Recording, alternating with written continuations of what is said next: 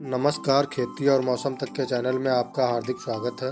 मेरा नाम है नरेंद्र वर्मा। आइए आपको उत्तर प्रदेश के आगामी 5 दिन के मौसम पूर्वानुमान पर चर्चा करेंगे। तो इस समय एक बंगाल की खाड़ी में निम्न दबाव बना हुआ है, जिसका असर देश के कई राज्यों के साथ साथ उत्तर प्रदेश पे भी देखने को आगामी दिनों में मिलेगा। आप देख भी रहे होंगे कि वर्तमान दिनों में यानी आज और कल में आपको हल्के फुल्के बादल देखने को मिल रहे हैं। अभी इसका असर और ज़्यादा देखने को मिलेगा। तो पहले बात करेंगे कि हम पिछले 24 घंटों के दौरान यानी 7 मार्च को उत्तर प्रदेश के किन जनपदों में अधिकतम तापमान और किन जनपदों में न्यूनतम तापमान दर्ज किया गया। तो उत्तर प्रदेश में सर्वाधिक तापमान 42.2 डिग्री सेंटीग्रेड झांसी और हमीरपुर जनपद में दर्ज किया गया है। सबसे न्यूनतम तापमान उत्तर प्रदेश के मुजफ्फरनगर जनपद में 14 डिग्री सेंटीग्रेड दर्ज किया गया है। जो 42.2 डिग्री सेंटीग्रेड है, यह अब धीरे धीरे चिंताजनक होता जा रहा है, क्योंकि जिस हिसाब से टेम्परेचर बढ़ रहा है वो आपकी फसलों के ऊपर नकारात्मक प्रभाव डालेंगे।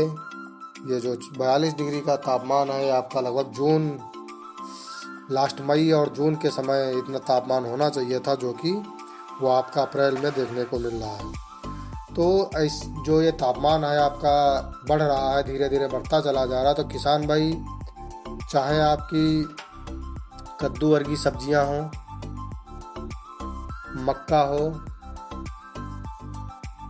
या आपका जो जायद में बोई गई मूंगफली हो, या गन्ने की फसल हो, इन फसलों में हल्की सिंचाई करके उचित नमी बनाए रखें, क्योंकि टेम्परेचर बहुत ज़्यादा है और नमी उस समय पौधे को आवश्यक होगा, नहीं तो आपका पौधा जो है मुरझाने लगेगा और वो कमज़ोर पड़ जाएगा।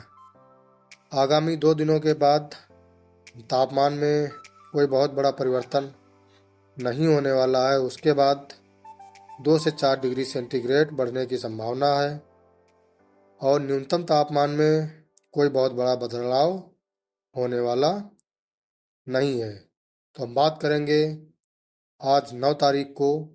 तो 9 तारीख को उत्तर प्रदेश के कुछ जनपद हैं जहां पर लू यानी हीट वेव की पॉसिबिलिटी पाई गई है।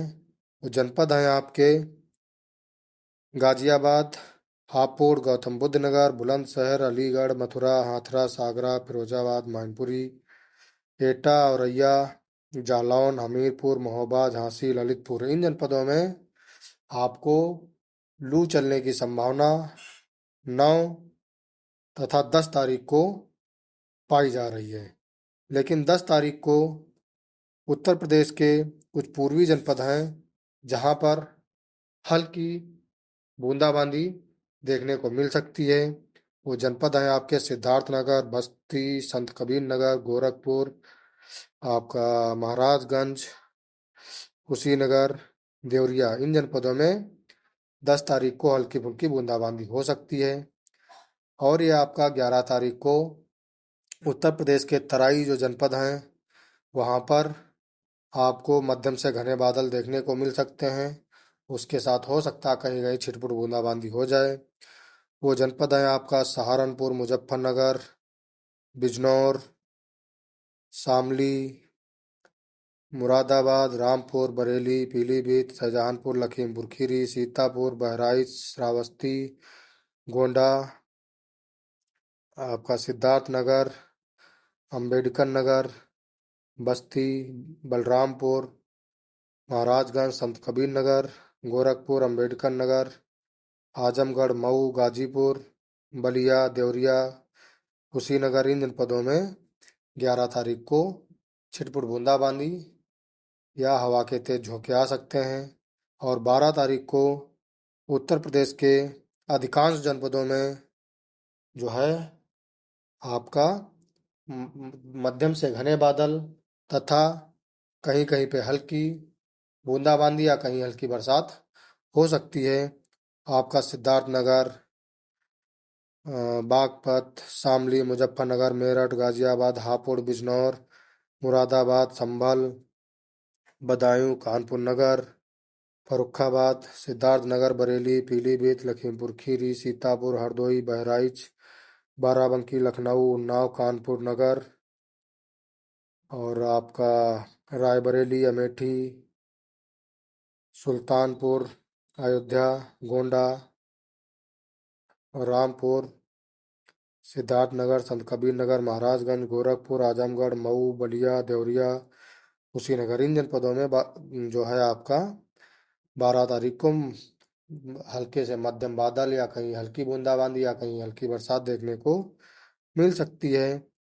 और यही स्थिति आपकी 13 तारीख को भी उत्तर प्रदेश में रहने वाली है। वो जनपद हैं आपके रामपुर, बरेली, पीलीभीत, सिद्धार्थनगर, लखीमपुर खीरी, सीतापुर, बाराबंकी, बहराइच, श्रावस्ती, गोंडा, बलरामपुर, सिद्धार्थनगर, बस्ती, अम्बेडकर नगर, आजमगढ़, गोरखपुर, महाराजगंज, आपका कुशीनगर, बलिया, देवरिया। इन जनपदों में आपको 13 तारीख को भी देखने को मिल सकती है और लगभग 14 तारीख से जो है ये मौसम साफ होने की संभावना है। तो इस बरसात को देखते हुए जिन किसान भाइयों की गेहूं की फसल कटी हुई पड़ी है उसकी थ्रेसिंग करवा करके सुरक्षित स्थान पर रख लें। हो सकता है कि ये अभी हल्की फुल्की बूंदाबांदी है, जैसे भी निम्न दबाव और मजबूत होगा तो उसका असर बढ़ सकता है। जैसे भी अपडेट होगा हम आपको समय समय पर ये अपडेट इस खेती और मौसम तक के यूट्यूब चैनल के माध्यम से आप लोगों के बीच में हम लाते रहेंगे। जो किसान भाई पहली बार इस चैनल पर विजिट कर रहे हैं वो सब्सक्राइब करना न भूलें। जो किसान भाई हमारे पुराने व्यूअर्स हैं वो इसको ज़्यादा से ज़्यादा किसान भाइयों तक शेयर करें, जिससे कि उनका खेती में आजकल मौसम अनिश्चितताओं का खेल हो चुका है तो उसकी जानकारी उनको समय समय पर मिलती रहे। नमस्कार, धन्यवाद।